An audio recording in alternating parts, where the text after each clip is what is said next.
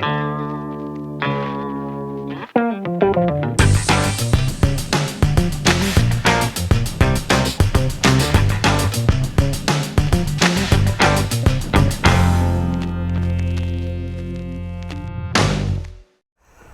and welcome again to airgunweb.com. My name is Rick Utzler and I'm glad you can join us again today. It's another beautiful day here in South Carolina and I'm very glad that we have the opportunity to bring you yet another new air gun. I've been wanting to review this particular air rifle for about as long as I've been shooting air guns. Today we're going to look at the Gamo CFX. What makes this unique for Gamo is that instead of a break barrel rifle, this is an underlevel rifle. The CFX comes in a couple different varieties. Primarily it comes in a .177 caliber, but I have seen it floating out there in .22. The other main variant is the difference between the tactical package and the standard package. Today we're looking at the CFX Tactical. What makes the CFX Tactical package different than the standard CFX combo is the fact that it comes with a highly upgraded scope.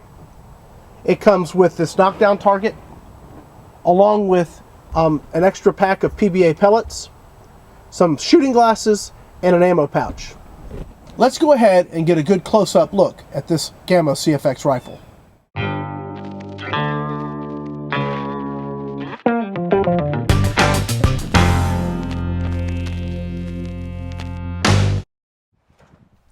As we take a look here at the Gamo CFX, we can see that Gamo's love for composite continues.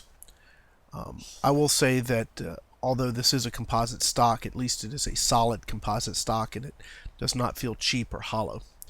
There's a lot of plastic on this gun. As you see, that whole front assembly is actually plastic with a little bit of metal there holding that globe is actually metal actually.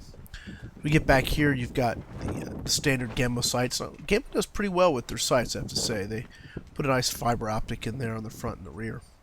That's that BSA scope that I've been talking about. It's a great scope. The stock is completely ambidextrous.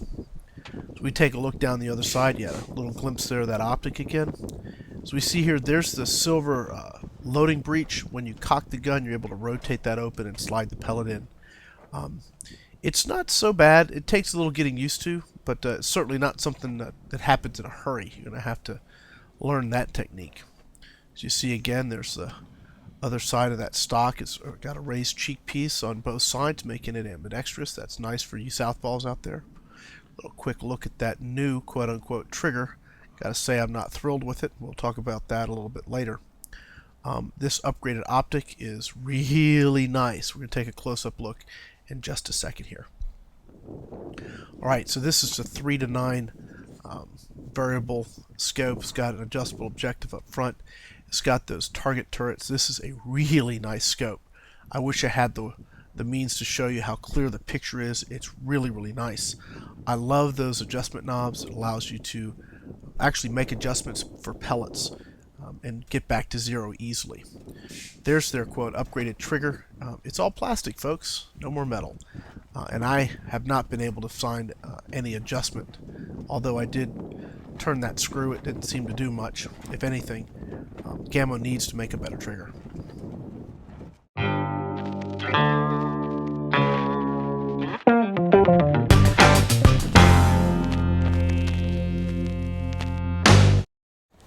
Let's go ahead and take a few moments to talk about performance and Gamo CFX rifle. I shot the CFX with several different types of pellets.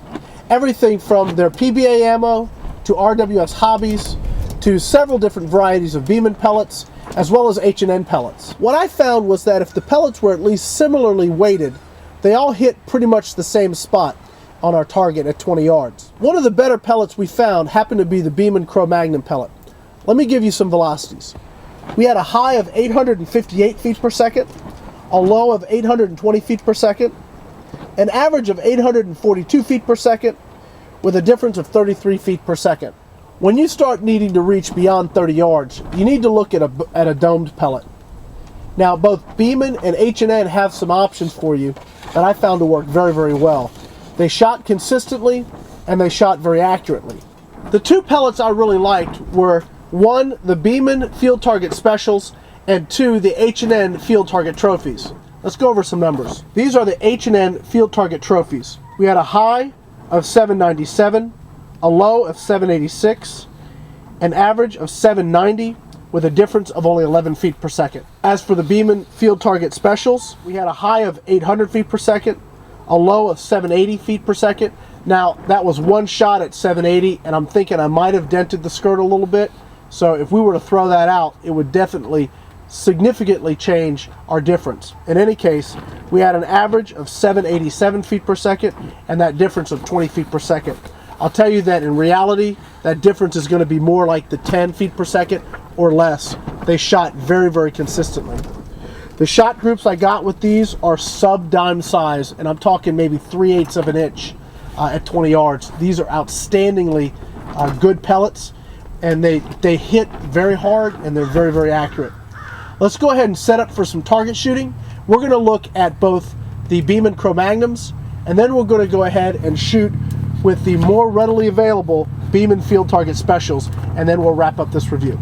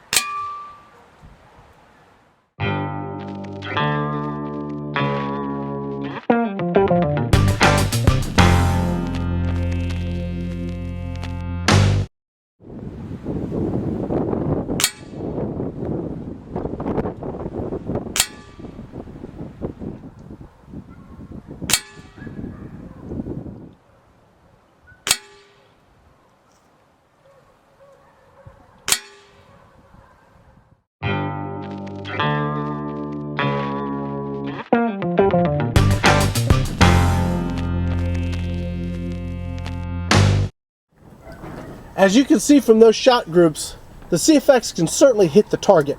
Unfortunately, I really didn't get the kind of groups I was hoping for, but we had some very windy conditions today, as I'm sure you could hear on the tape. Even though this rifle didn't hit our 1,000 foot per second mark, it did shoot very accurately. And I just wanted to say that Gamo's rifles typically don't really produce well from the bench.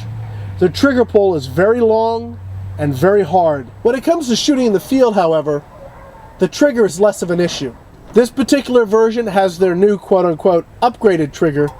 The downside to that is that it's about the same as their old trigger, although this one's all plastic.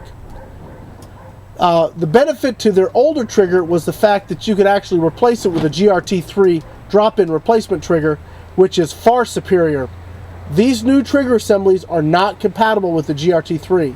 So what you get with this gun, you're stuck with it. From a price perspective, I believe the CFX Tactical really delivers all you need to really have a good, enjoyable backyard shooting experience.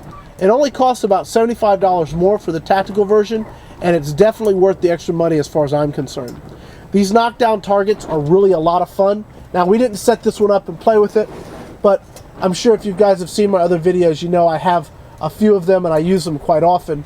One of the nice things about this is it really lets you practice from the shoulder in a simulated field situation, and it really lets you know, did I hit the kill zone or did I just wound the animal? If you can knock this down, you know for sure that you had a clean kill. My name's Rick Utzler with airgunweb.com. I want to thank you all for joining us again today. I want to thank the folks over at Pyramid Air for providing this product for us. As you know, they've been a tremendous support to this channel and a tremendous support to the sport. So again, thanks to the folks at Pyramid Air.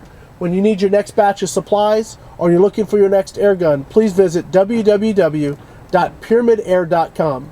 My name's Rick Utzler. Until next time, please shoot safe and have a whole lot of fun.